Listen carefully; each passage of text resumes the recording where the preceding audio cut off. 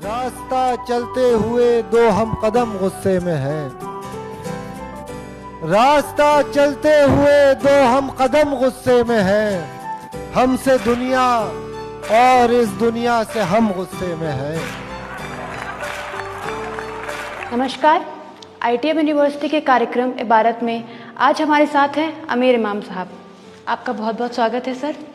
तो आइए इनसे कुछ बातचीत करते हैं।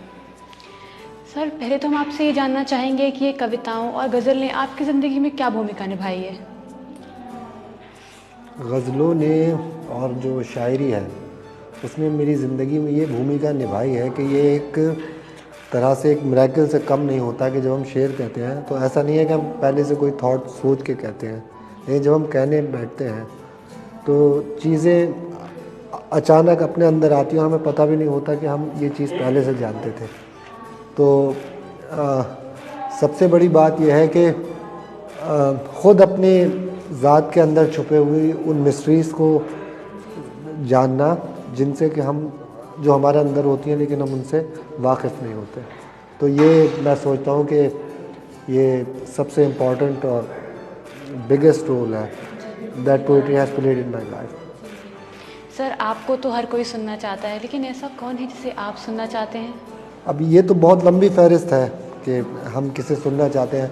किसी एक का नाम लेना तो पॉसिबल नहीं होगा, लेकिन काश कोई टाइम मशीन कभी इन्वेंट हो पाए तो मैं उस टाइम मशीन से जाके मैं कभी दिल होता है कि मैं कभी गालिब को सुनूं, कभी मीर तकी मीर को सुनूं, कभी मीर अनीस को सुनूं, और इनके अलावा भी बहुत सारे लोग हैं।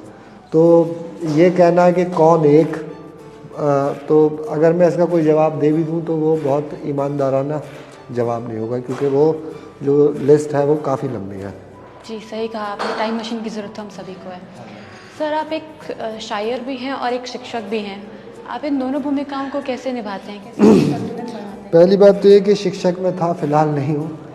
मैं उससे मतलब कितनी वजहों से मैं बाहर आ गया हूँ उस चीज़ से। और मतलब दोनों चीज़ें बहुत आसानी से हो सकती है। एक बहुत गलत एक ख़्याल बन गया है कि एक शायर जो है वो दुनिया में कोई और काम कर ही नहीं सकता। मतलब शायरी ऐसा नहीं है कि कोई आपके ऊपर जिन भूत बन के बैठ जाती है कि आपको कुछ और करने ना दे। और हमारे तमाम शायरों ने शायरी करते हुए एक टीचर से भी ज़्यादा बड़े बड़े रोल जो है वो प्ले किया है। जी, तब तो आपने एक गलतफहमी दूर कर दी है लोगों की। हाँ, बिल्कुल। और क्या, मतलब जो शायर होते हैं वो बिल्कुल मतलब they are normal human being.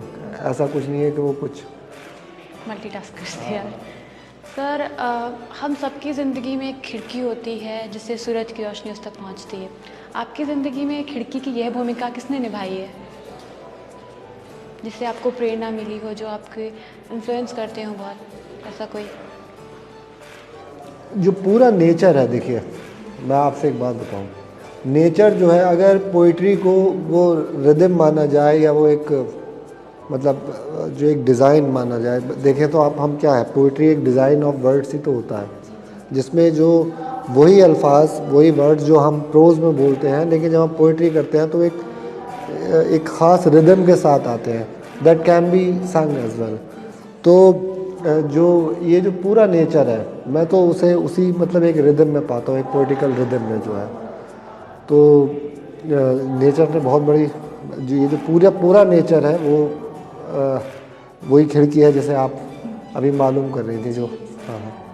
Sir, आपका बहुत बहुत धन्यवाद, आपने हमारे लिए वक्त निकाला और हमसे बात की। आपका भी बहुत शुक्रिया, आपकी यूनिवर्सिटी का शुक्रिया कि हमें यहाँ बुलाया।